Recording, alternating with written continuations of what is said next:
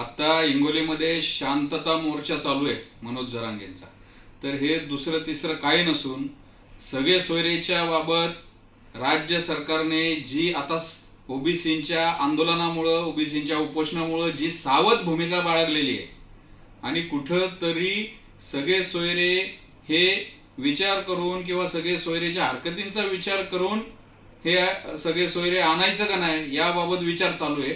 आणि त्यासाठी या राज्य सरकारवर असं कुठंतरी हे जेसीबी ह्या 100-200 गाड्या अशा प्रकारचा झुंडशाहीने संख्या दाखवून भांडवलशाही दाखवून आणि असे हजारोच्या या रॅल्या करून कुठंतरी सरकारवर दबाव आणायचा, ओबीसींच्या एरियामध्ये जाऊन ओबीसींवर दबाव आणायचा आणि कुठंतरी आपली असंविधानिक बेकायदेशीर मागणी रेटायची।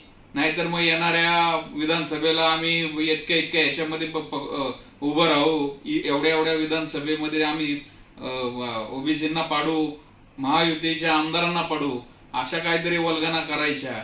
तर एकंदरीत हे सगळं दिसतंय ही झुंडशाही आहे आणि संख्येच्या बळावर ह्या अशा रॅल्यांच्या या गाड्यांच्या। आणि मला असा एक प्रश्न विचारायचा आहे, या सुक्रे कमिटी म्हणते की मराठा समाज हा मागास आहे, साध्या घरात राहतो, येण्या जाण्यासाठी वाहन नाही, मग या टोयोटाच्या या फॉर्च्युनर या स्कॉर्पिओ या आपण गाड्या पाहताय तिथं 20-20, 50-50 जेसीबीने फुलं उधळली जातात, त्यात क्रेन लावून हार बांधले।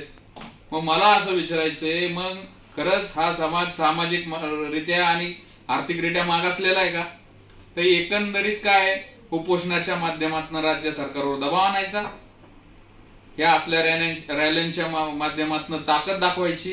आम्ही आता ओबीसी उपोषणाचं उत्तर उपोषणाने देऊ, रॅली असेल या मोठमोठे मोर्चे असतील तर त्याचं पण उत्तर आम्ही रॅली आणि ओबीसींचे पण आता एवढे मोठमोठ्या मोर्चे रॅल्या निघतील, ज्या भाषेत राज्य सरकार दबतंय त्या भाषेत आम्ही पण उत्तर द्यायला आता शिकलोय। आम्ही उपोषणं केली, जर रॅलीची भाषा समजत असेल तर आम्ही रॅल्या काढू, जर महामोर्चाची भाषा समजत असेल सरकार तर आम्ही पण ओबीसी सर्व महामोर्चे काढू।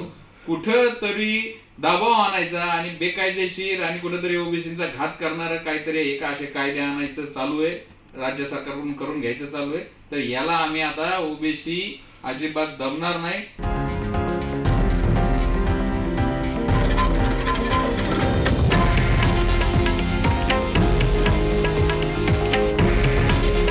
हे आहे देशातील नंबर 1 न्यूज नेटवर्क आणि आपण पाहत आहात TV9 मराठी। काळजी तुमची, हित महाराष्ट्राचं।